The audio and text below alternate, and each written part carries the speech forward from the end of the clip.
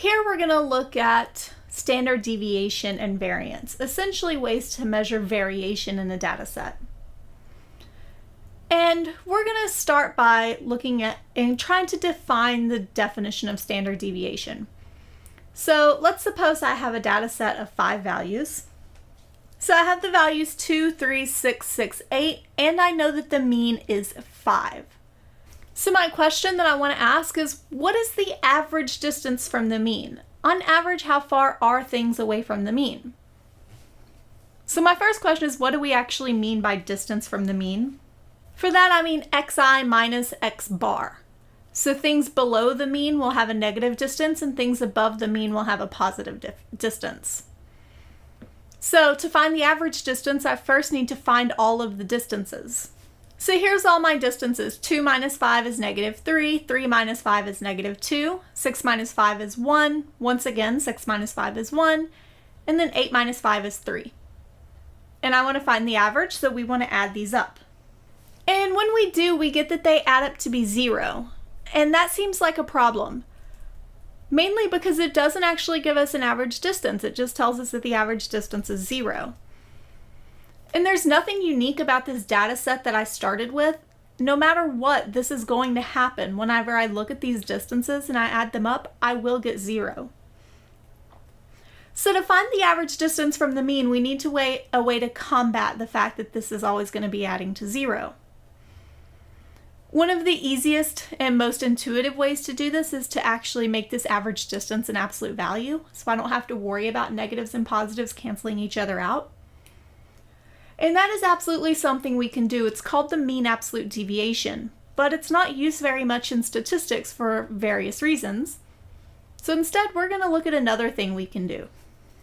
We can square the distances.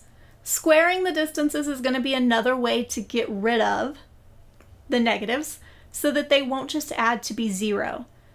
And this does help us understand where the formula for standard deviation comes from.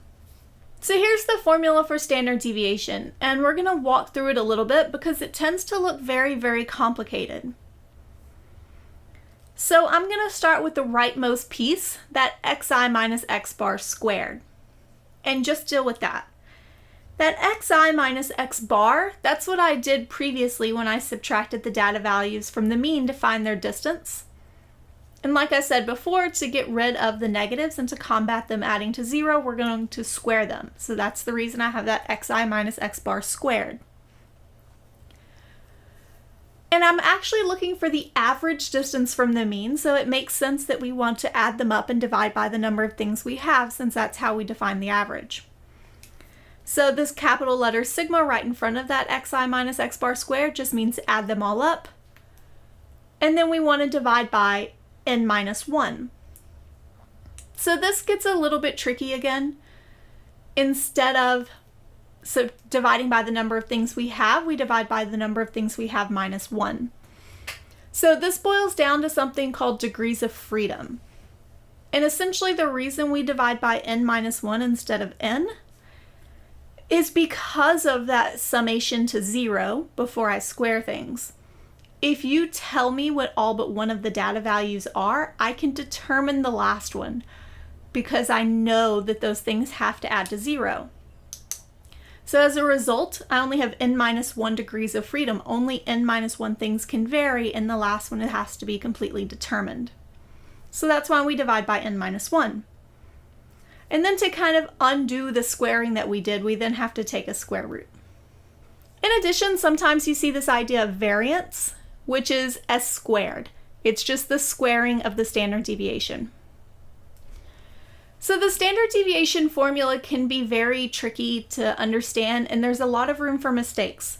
So we're going to do a couple of examples taking it very, very slow, and then we'll see if we can come up with a good way to do this.